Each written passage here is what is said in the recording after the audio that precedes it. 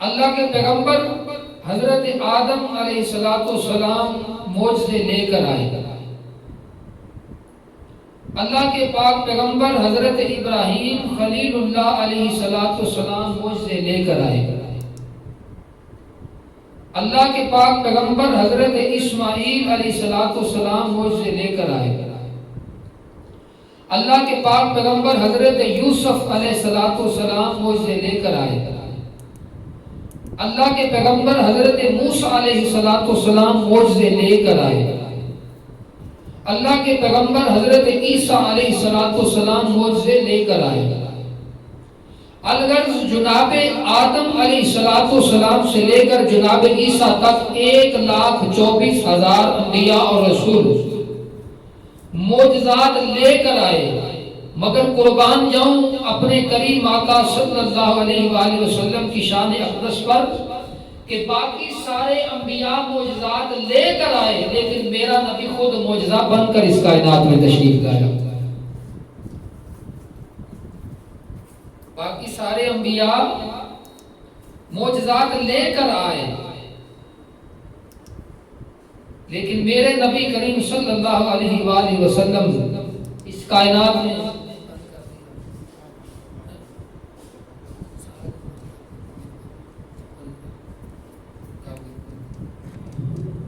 باقی سارے انبیاء کرام علیہ السلام معجزات لے کر آئے، لیکن میرے کریم آقا صلی اللہ علیہ وآلہ وسلم اس کائنات میں معجزہ بن کر آئے۔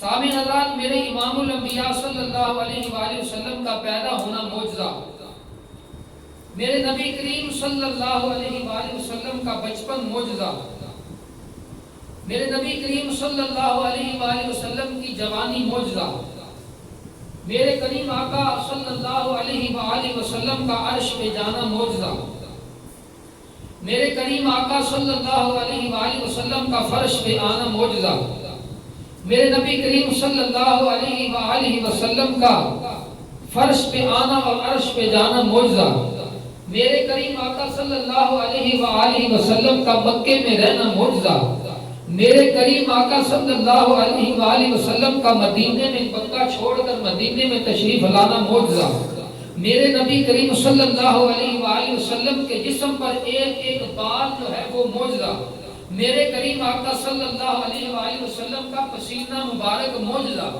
میرے کریم آقا صلی اللہ علیہ وآلہ وسلم کی زبان مبارک معجزہ، میرے نبی پاک صلی اللہ علیہ وآلہ وسلم کے کان مبارک معجزہ، میرے نبی پاک صلی اللہ علیہ وآلہ وسلم کے ہاتھ مبارک معجزہ، میرے نبی کریم صلی اللہ علیہ وآلہ وسلم کی آنکھیں مبارک معجزہ، میرے نبی پاک صلی اللہ علیہ وآلہ وسلم کی پنڈلیاں اور پاؤں مبارک بھی معجزہ، میرا نبی سر سے لے کر پاؤں تک معجزہ، میرے نبی کا چاند کو قدموں میں لانا معجزہ، میرے نبی کریم مشرق بند کر دیں،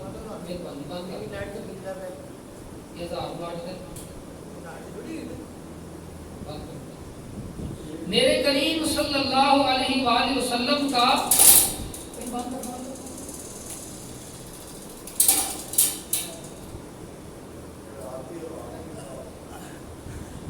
توجہ فرمائیے گا، میرے کریم آقا صلی اللہ علیہ وآلہ وسلم کا چاند کو قدموں میں لانا معجزہ، میرے نبی پاک صلی اللہ علیہ وآلہ وسلم کا سورج کو واپس پھیرنا معجزہ، میرے نبی پاک صلی اللہ علیہ وآلہ وسلم کا لعاب دہن معجزہ، میرے کریم آقا صلی اللہ علیہ وآلہ وسلم کی آواز مبارک معجزہ، میرے کریم آقا صلی اللہ علیہ وآلہ وسلم کا پتھروں کو حضور کے ساتھ سلام کرنا معجزہ، درختوں کا حضور کے قدموں میں آ کر کلمے پڑھنا معجزہ، اور میرے نبی کا جانوروں سے کلام کرنا معجزہ، میرے نبی کا جانوروں سے باتیں کرنا معجزہ، میرے نبی کا سڑی ہوئی کھجوروں کو ہرا کر کے واپس ان کو اصل حالت میں لانا معجزہ، کھارے اور کڑوے کنووں کو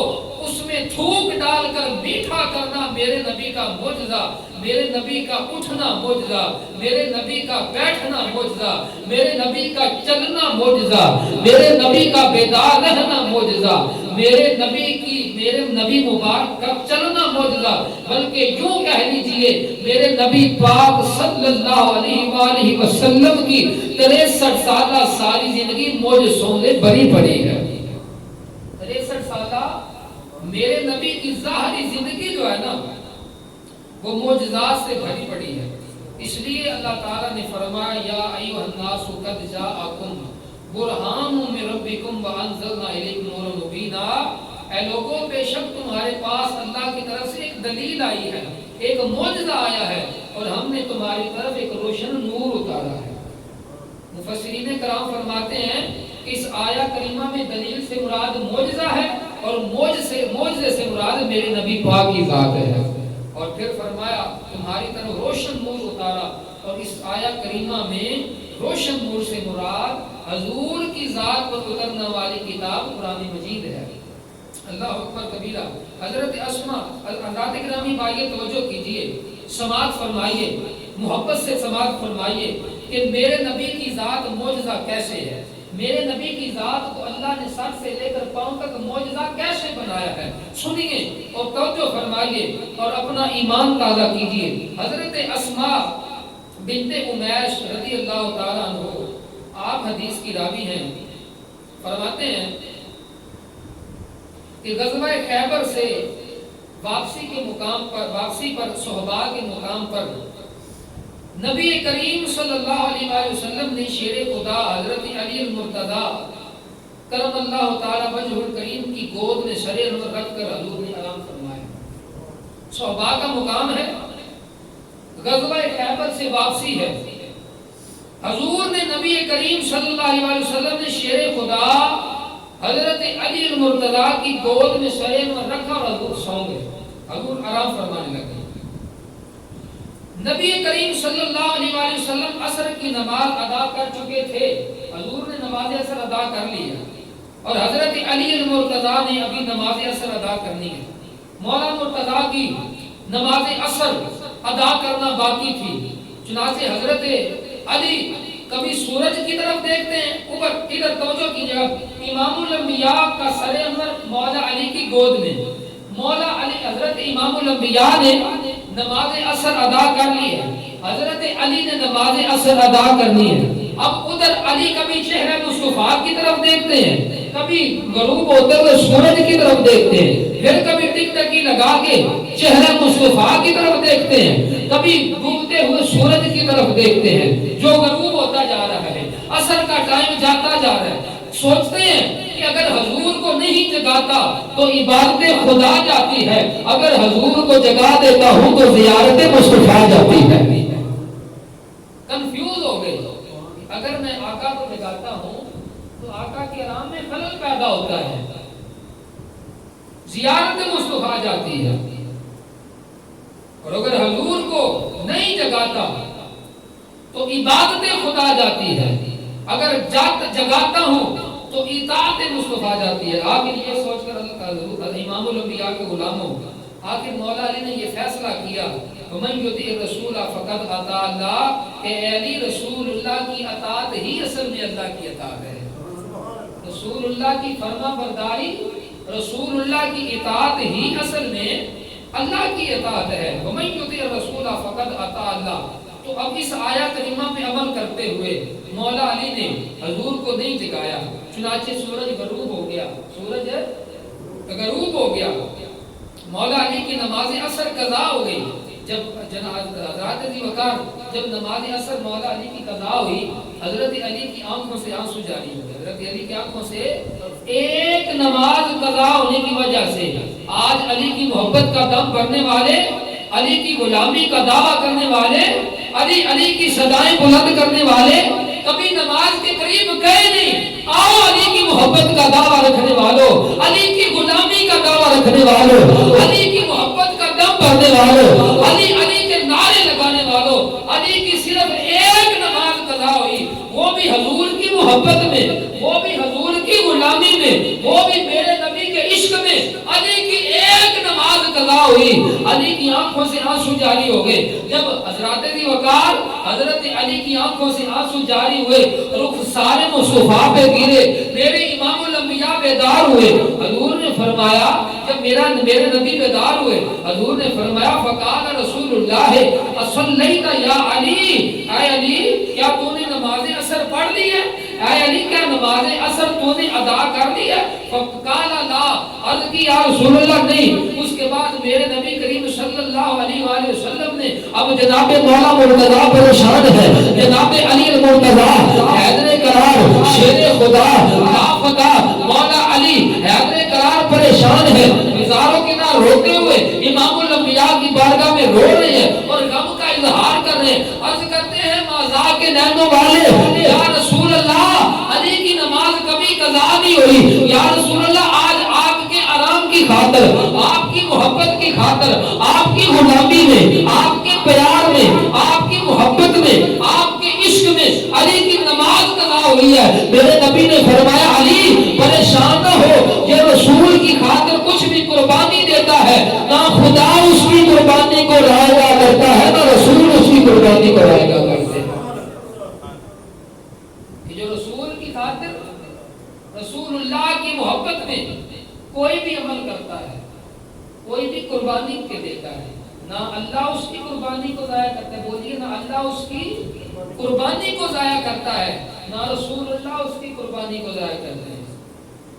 کہ علی تو نے میری محبت میں, علی تو نے میری غلامی میں, علی تو نے میرے عشق میں, علی تو نے میرے پیار میں, علی تو نے میری محبت میں نماز عصر کو قضا کیا ہے, نماز عصر کو چھوڑ دیا, نماز عصر کو قضا کر دیا, لیکن اطاعت مصطفیٰ کو نہ چھوڑا, مصطفیٰ کی فرمان برداری کو نہ چھوڑا. کیوں کہ علی امت کو یہ پیغام دینا چاہتے ہیں, اپنے بابا کی امت کو یہ پیغام دینا چاہتے ہیں, اپنے آقا اور مولا کی امت کو یہ پیغام دینا چاہتے ہیں کہ دنیا والوں, نمازیں پڑھنے والوں, روزے رکھنے والوں, حج کرنے والوں, زکات دینے والوں, تسبیح و تحلیلات کرنے والوں, ساری چیزیں ایک طرف رہ جائیں گی. اگر حضور کی محبت سینے میں نہ ہوئی, نہ نماز قبول ہوگی نہ حج قبول ہوگا. اگر حضور کی محبت سینے میں نہ ہوئی, اطاعت مصطفیٰ دل میں نہ ہوئی, تو نماز قابل قبول نہیں ہوگی, روزہ قابل قبول نہیں ہوگا, حج قابل قبول نہیں ہوگا, زکات قابل قبول نہیں ہوگی, سخاوت قابل قبول نہیں ہوگی. اگر حضور کا پیار سینے میں نہ ہوا, حضور کا عشق سینے میں نہ ہوا, تو کچھ بھی قابل قبول ہوگا نہیں. اگر امام الانبیاء کا پیار دل میں ہوا, اللہ اکبر کبیرہ, اگر میرے نبی کا پیار سینے میں ہوا, تو عمل تھوڑے بھی ہوئے تو بیڑا پار ہو جائے گا. اگر میرے نبی کا عشق, میرے نبی کا پیار, میرے نبی کی محبت, میرے نبی کا عشق اگر سینے میں ہوا, تو عمل اعمال کی اگر کمزوری بھی ہوئی, تو میرا نبی بڑا لاجواب ہے. وما ارسلناک الا رحمۃ للعالمین کی شان والا حشر کے دن اپنے غلاموں کو رسوا نہیں ہونے دے گا.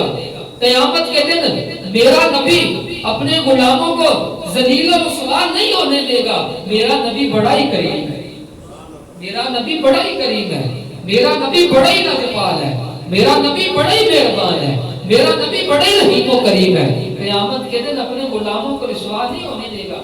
اگر اعمال تھوڑے بھی ہوئے نا, اگر سچا اور سچا میرے نبی کا پیار سینے میں ہوا, تو میرے نبی کے غلاموں بیڑے پار ہو جائیں گے, مشکلیں حل ہو جائیں گی, قبر بھی آنا ہو جائے گی, حشر میں بھی میرے نبی کا قدم ہو جائے گا. اگر میرے نبی کا پیار سینے میں ہوا, اس کی دلیل میں آؤ مسلمان بھائیوں کی روایت پیش کرتا ہوں. میرے نبی کی بارگاہ میں ایک بندہ آیا, آ کر کے کہتا ہے یا رسول اللہ مجھے یہ بتائیے کہ قیامت کب آئے گی. یا رسول اللہ مجھے بتائیے کہ قیامت کب آئے گی.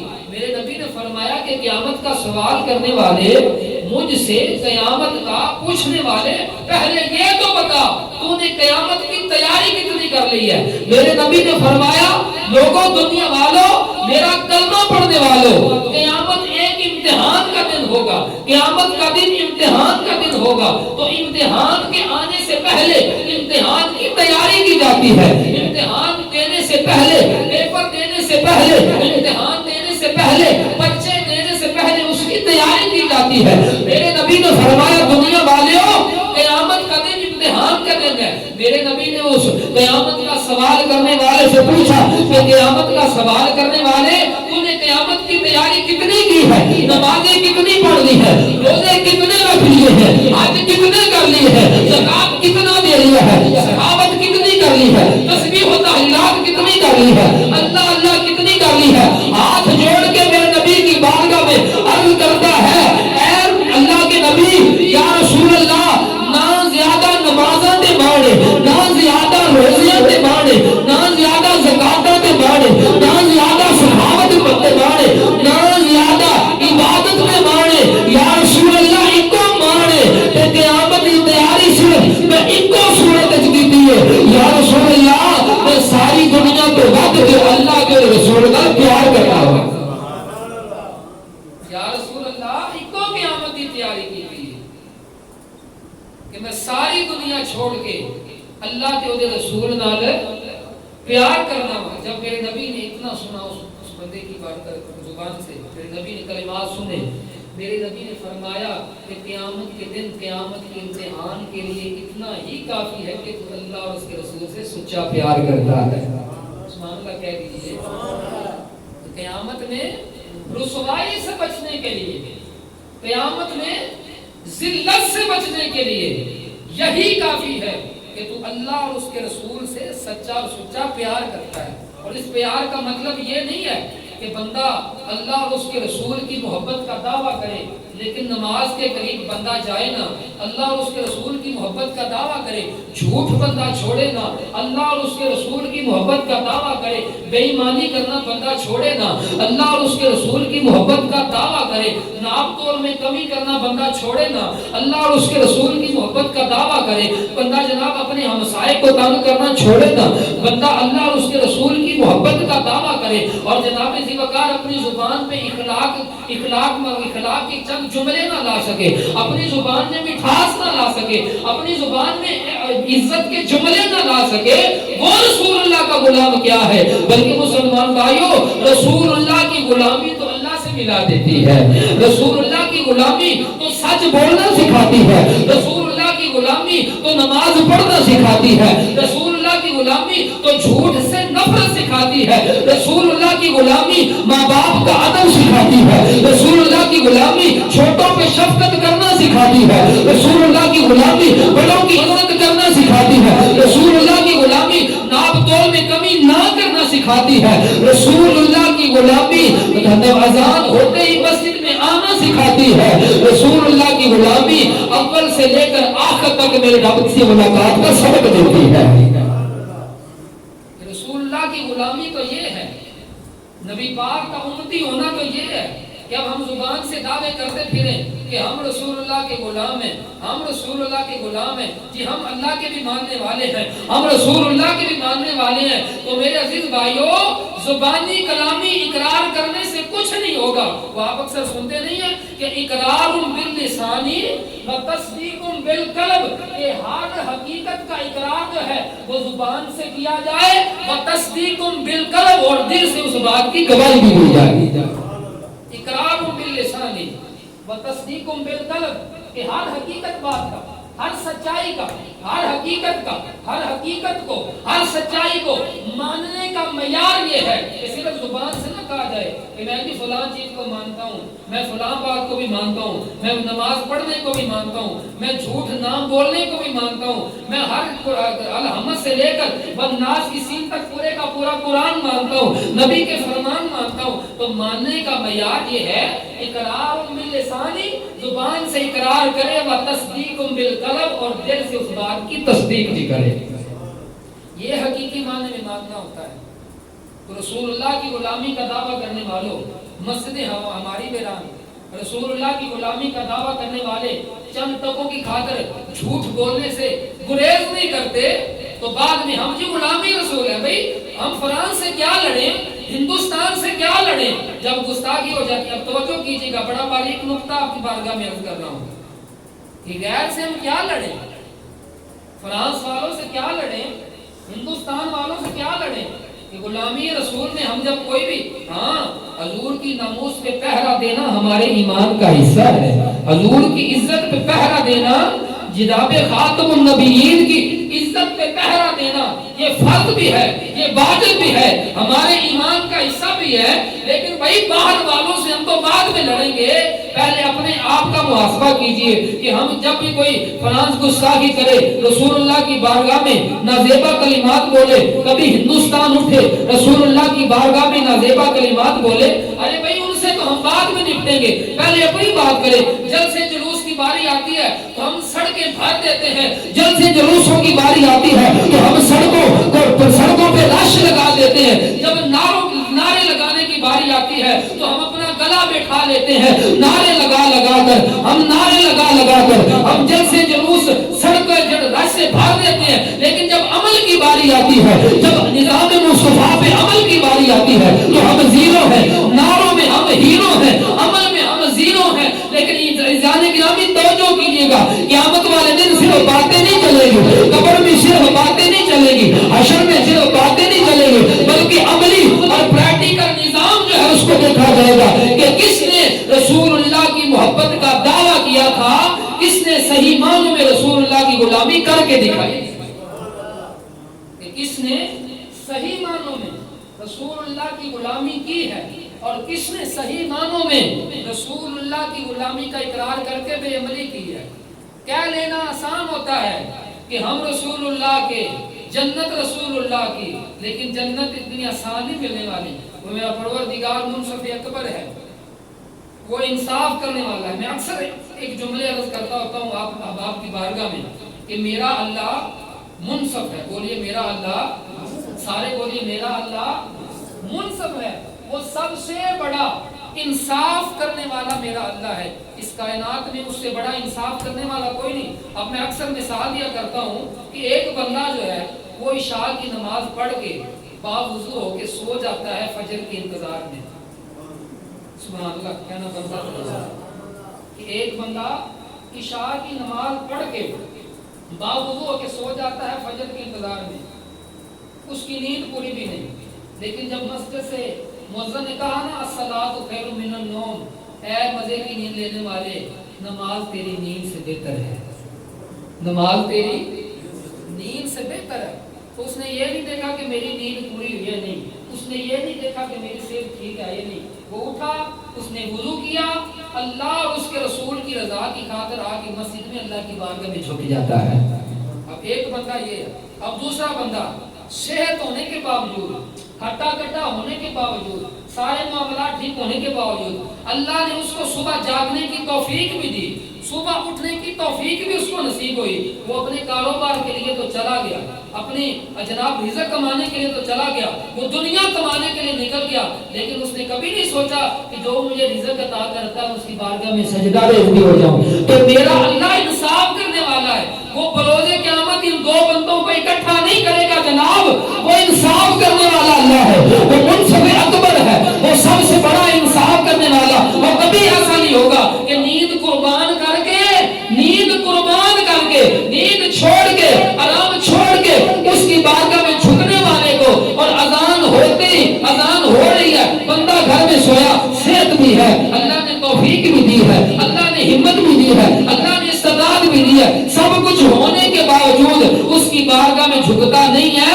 تو میرا اللہ انصاف کرنے والا ہے. وہ دونوں کو بروز قیامت برابر نہیں کرے گا، بلکہ میرا اللہ فرماتا ہے جس نے میرے حکموں سے منہ توڑا، جس نے میری فرما برداری سے منہ موڑا، جس نے میرے رسول کے فرامین کو ٹھکرایا، جس نے میرے رسول کے فرامین پہ عمل نہ کیا، جس نے میرے رسول اللہ کے فرامین کو ٹھکرایا، اس کا ٹھکانہ جہنم ہے. جس نے دل و جان سے مصطفیٰ کی سیرت کا اقرار کیا، جنت اس بندے کا انتظار کر رہی ہے.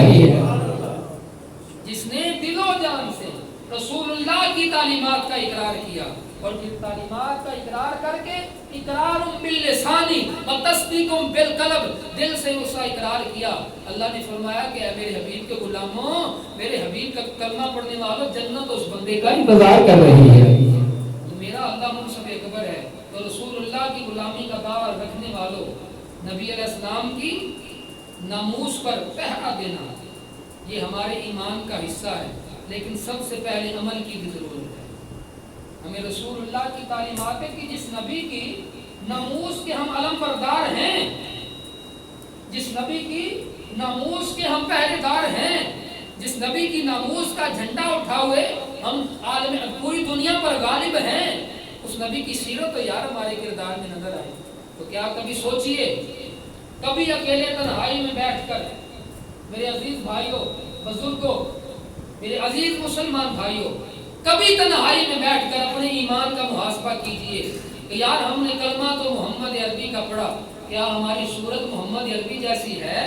میرے نبی کے چہرے پر تو داڑھی سجا کرتی تھی، سبحان اللہ، میرے نبی کے چہرے پر تو داڑھی سجا کرتی تھی، میرے نبی کے چہرے پر، میرے نبی کے سر پر تو ہمیشہ دستار رہا کرتی تھی، میرے نبی کی زبان پر تو ہمیشہ سچ رہا کرتا تھا، میرے نبی کی زبان پر تو ہمیشہ اخلاق رہا کرتا تھا، میرے نبی کے ہاتھ سے کسی کو تکلیف نہیں پہنچا کرتی تھی، میرے نبی کی زبان سے کسی کو تکلیف نہیں پہنچا کرتی تھی، بلکہ جب میرا نبی بولتا تھا ٹوٹے ہوئے دل بھی جڑ جایا کرتے تھے. میرا نبی جب بولتا تھا تو ٹوٹے ہوئے دل بھی جڑ جایا کرتے تھے. میرے نبی کے زبان میں ایسی مٹھاس تھی، میرے نبی کی زبان میں اللہ نے ایسی چاشنی رکھی تھی. اللہ اکبر کبیرہ. آئیے عزیزان گرامی کہ میرے نبی کی زبان میں، میرے نبی کی زبان میں اور میرے نبی کی ذات میں اللہ نے شان کیا رکھا تھا، ذرا محبت سے کہہ دیجیے سبحان اللہ. میرے نبی علیہ الصلوۃ والسلام کی زبان اقدس. اللہ اکبر کبیرہ.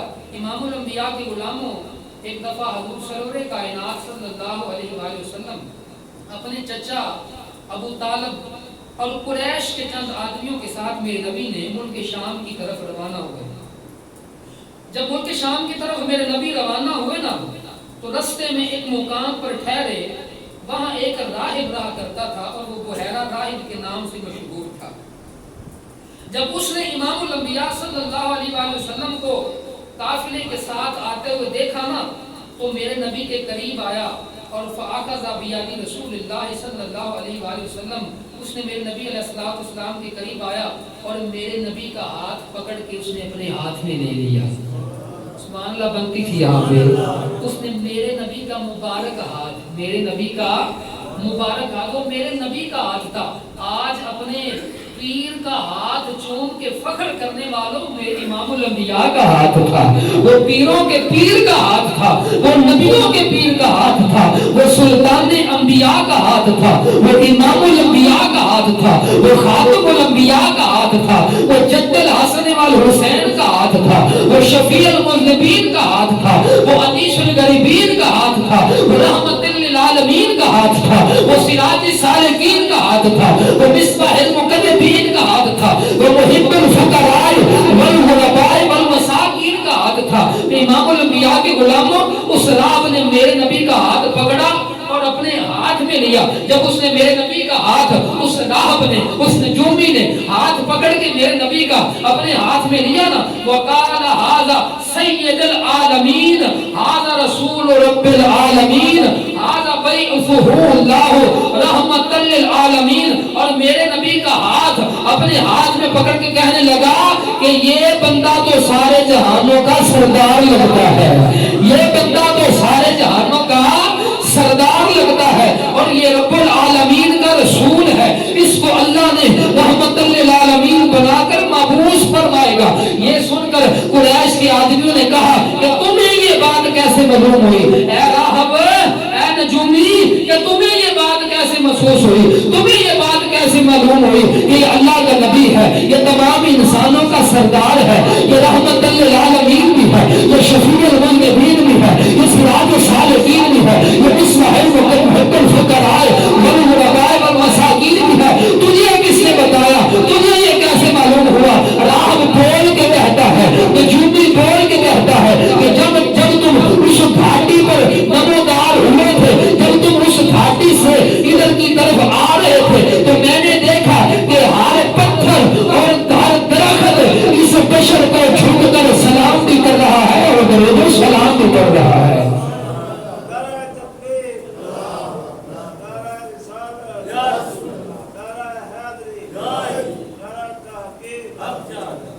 میرے نبی کا مقام و مرتبہ، عزیزانی کی میرے نبی کا مقام و مرتبہ.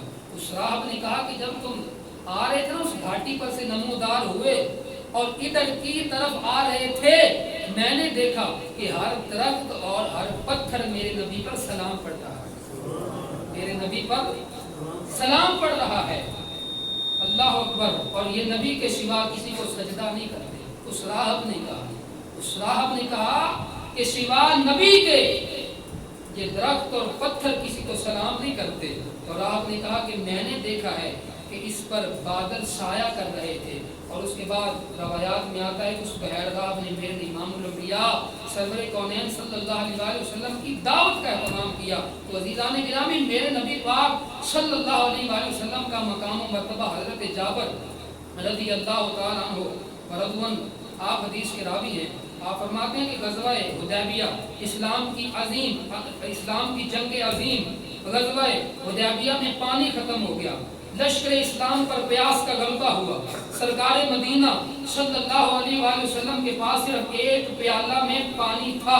صحابہ کرام جلدی سے حضور کی خدمت اقدس میں حاضر ہوئے۔ آپ نے پوچھا، صحابہ میرے غلاموں کیا بات ہے؟ عرض کی، آقا جو آپ کے پاس پانی ہے ایک پیالہ، یا رسول اللہ اس پانی کے سوا پورے لشکر اسلام میں پانی اس کے سوا کوئی نہیں، اس کے علاوہ پانی اور کوئی نہیں۔ میرے امام الانبیاء صلی اللہ علیہ وسلم نے فرمایا، فوادہ یادہ فی زکاۃ فجعل الآؤ یفور بین اصابعہ کامثال العیون۔ میرے نبی پاک نے اس پیالے میں اپنا ہاتھ مبارک رکھا، میرے نبی نے اس پیالے میں اپنا ہاتھ مبارک رکھا۔ اللہ اکبر کبیرہ۔ جب میرے نبی نے اس پیالے میں اپنا ہاتھ مبارک رکھا